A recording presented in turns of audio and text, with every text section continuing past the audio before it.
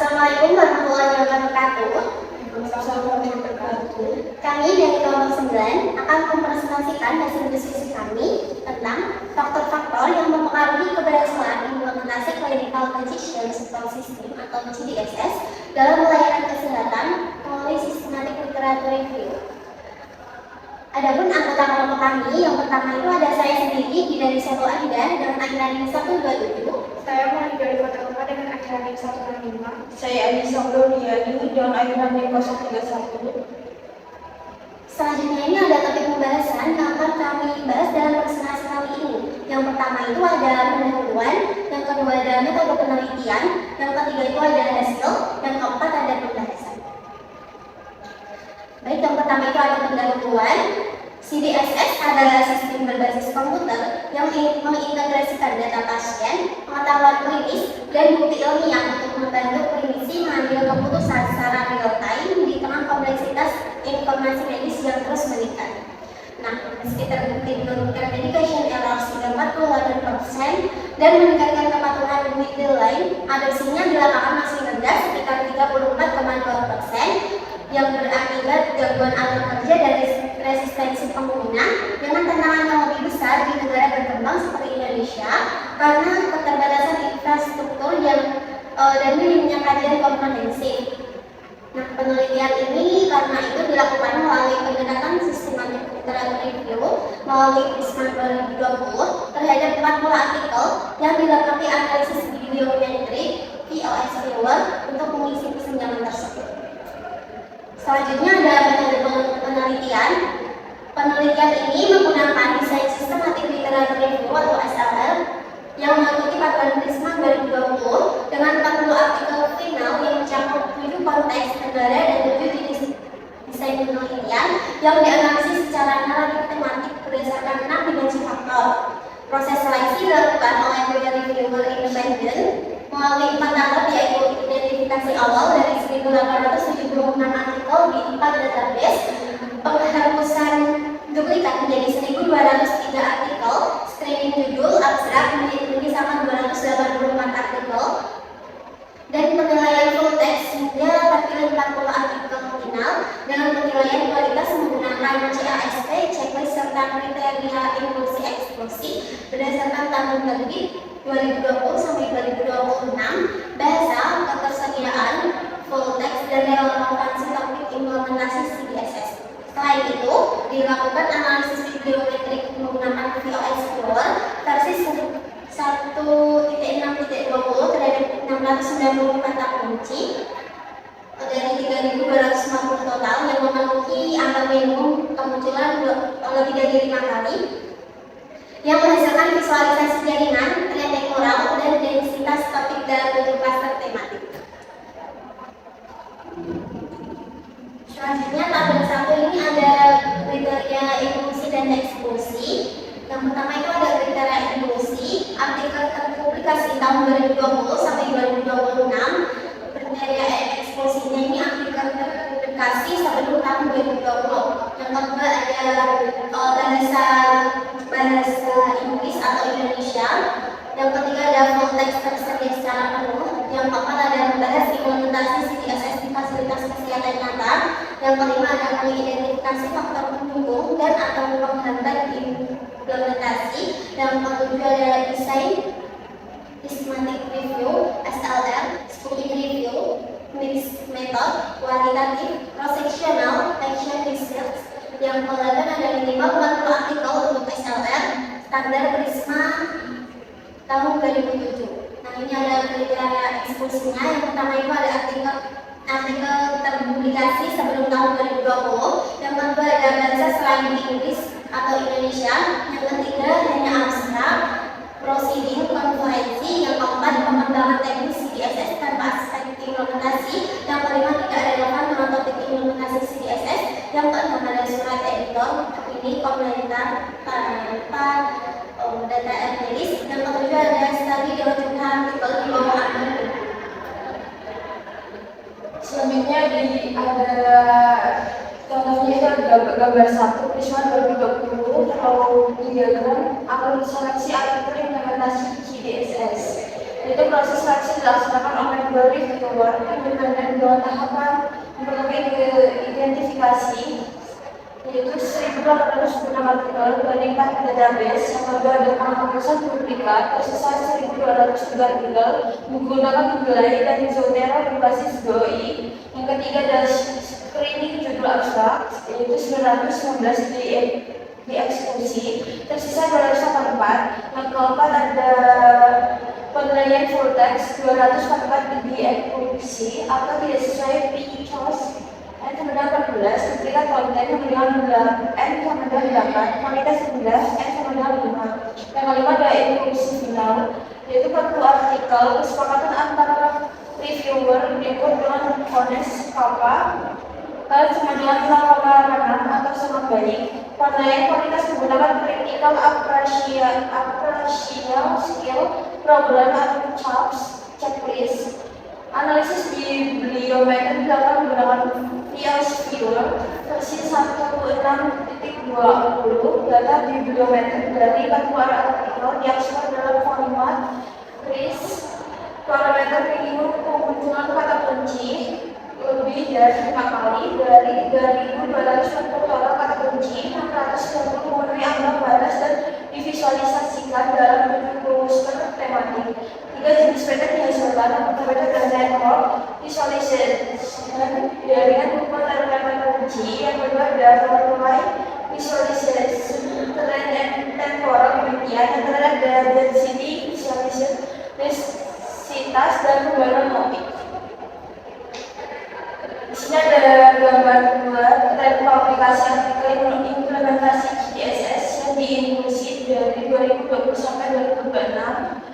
Hasilnya ini yang kedua terkait aplikasi analisis terhadap aplikasi terhadap artikel yang diinklusi juga pendekatan yang konsisten sejak 2022 dalam puncak pada tahun 2012 sampai 2025, yaitu N sama dengan 9 per tahun, distribusi per tahun 2020 M sama dengan 2021 atau M sama dengan 3 2022 sama dengan N sama dengan 6 2023 atau N sama dengan 8 2024 N sama dengan 9 2025 N sama dengan 9 2026 N sama dengan 3. Hal ini mencerminkan meningkatnya perhatian global terhadap implementasi GDSS pasca pandemi COVID-19 serta akselerasi digitalisasi layanan kesehatan, sekaligus menunjukkan bahwa Indonesia dan LMIC mulai berkontribusi dalam literatur global tentang implementasi GDSS.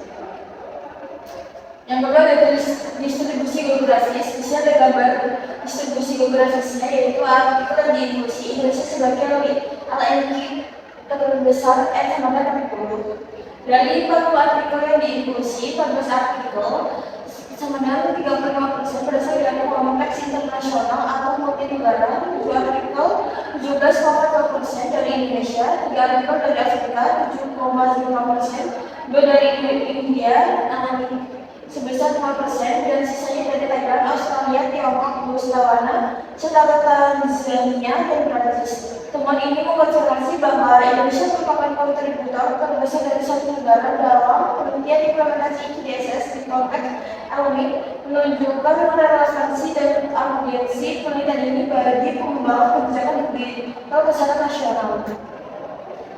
Selanjutnya ada analisis kata kuncinya atau Viewer. Gambar 4 itu menunjukkan peta kata kunci dominan atau keyword Occurrence Analysis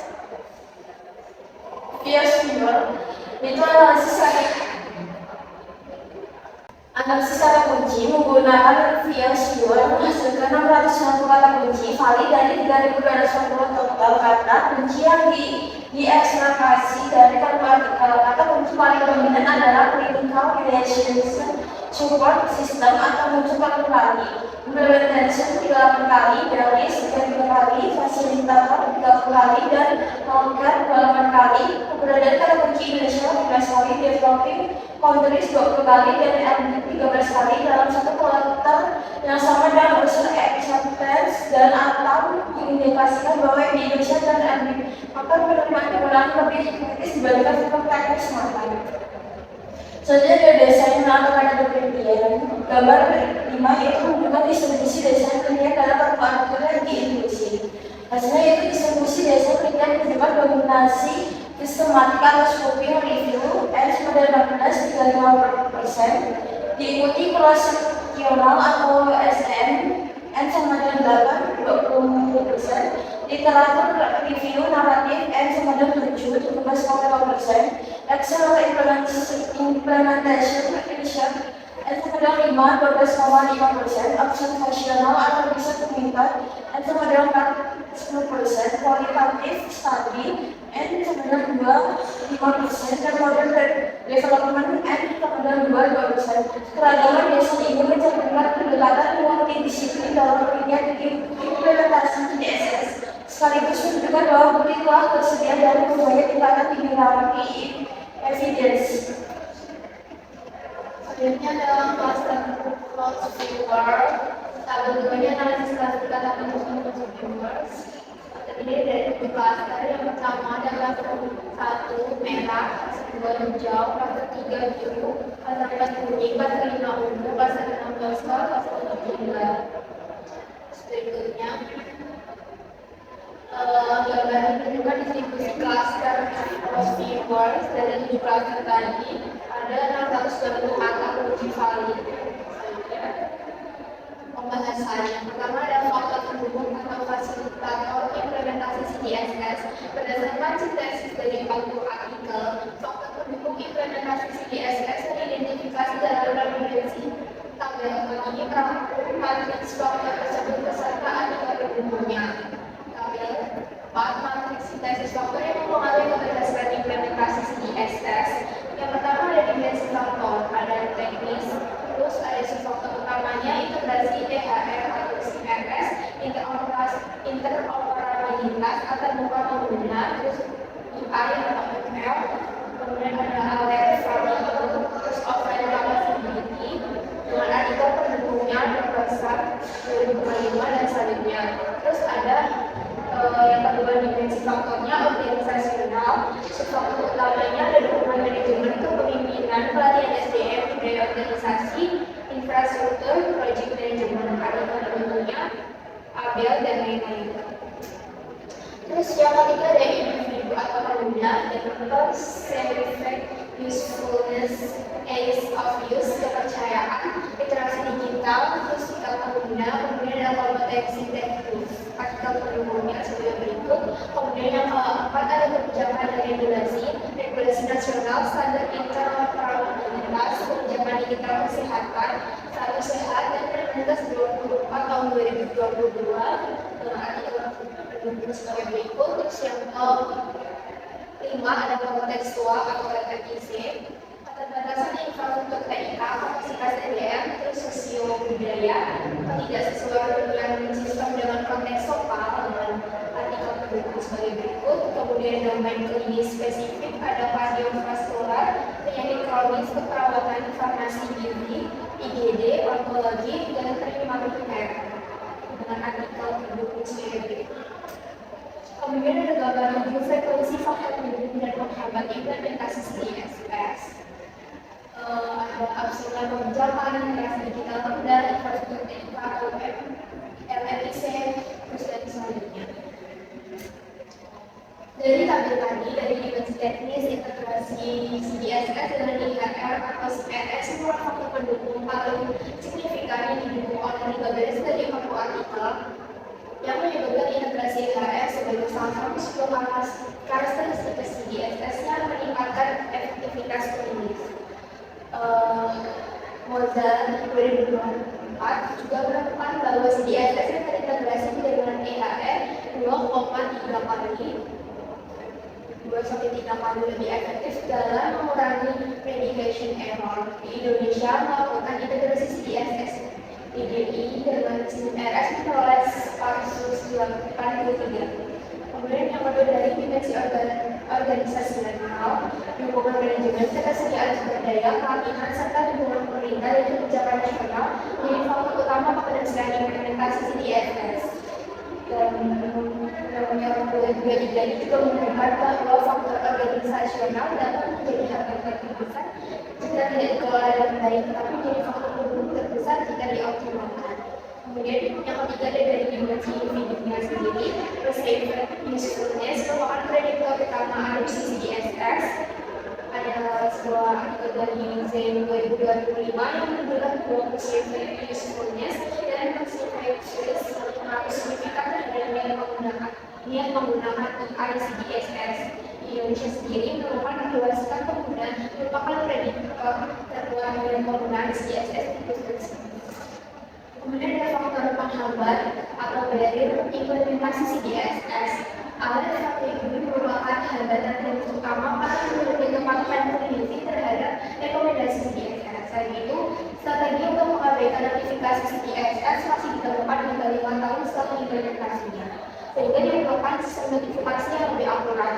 Di negara berkembang sendiri, hambatan utamanya meliputi keterbatasan infrastruktur TK, kemudian ada rendah kepercayaan pada sistem, serta faktor sosial budaya yang menyebabkan implementasi CDSS lebih sulit dibandingkan di negara maju. Meskipun manfaat CDSS ini tetap diakui. Kemudian perbandingan temuan dari negara maju vs LMNC, perbandingan sistematis antara artikel dari negara maju dan LMNC atau dari Indonesia yang merupakan perbedaan profil hambatan yang signifikan. Di negara maju sendiri, hambatan dominan bersifat sosial atau ALF43 yang dilakukan 73%. Kemudian ada resistensi klinisi berbasis skeptisisme AI sebesar 58% dan isu governance AI sebesar 42%. Kemudian di LMIC, hambatan dominan bersifat struktural yaitu keterbatasan infrastruktur TK sebesar 89%, kapasitas TMNS sebesar 72%, dan absennya kebijakan nasional sebesar 67%. Yang terakhirnya adalah kesimpulan dari saran. Sistematik literatur review ini berhasil mensintesis satu artikel berkualitas tinggi dan menarik kesimpulan berikut. Yang pertama adalah keberhasilan implementasi CDSS dipengaruhi 6 dimensi faktor yang saling berinteraksi. Teknis integrasi ibadah, TI, ALF42, organisasional, hubungan manajemen, pelatihan, individu, perceived usefulness, ease of use, kebijakan, kontekstual, adaptasi, dan domain klinis spesifik. Yang kedua, terdapat perbedaan profil hambatan signifikan antara negara maju seperti ALF43, governance TI, resistensi berbasis skeptisisme, dan LMIC seperti infrastruktur TIK, kapasitas SDM, absennya kebijakan. Indonesia berada pada posisi transisional dengan hambatan campuran keduanya. Yang ketiga, program 1 Seikat dan Permenkes nomor 24 tahun 2022 membuka peluang strategis implementasi CDSS nasional, namun membutuhkan kebijakan spesifik, standar teknis, dan strategi pengembangan kapasitas SDM yang terstruktur. Yang terakhir adalah dari perspektif bibliometrik, pasar LMIC dan negara berkembang masih relatif kritis dalam literatur global yang memerlukan potensi penelitian implementasi CDSS di Indonesia dan kawasan Asia Tenggara.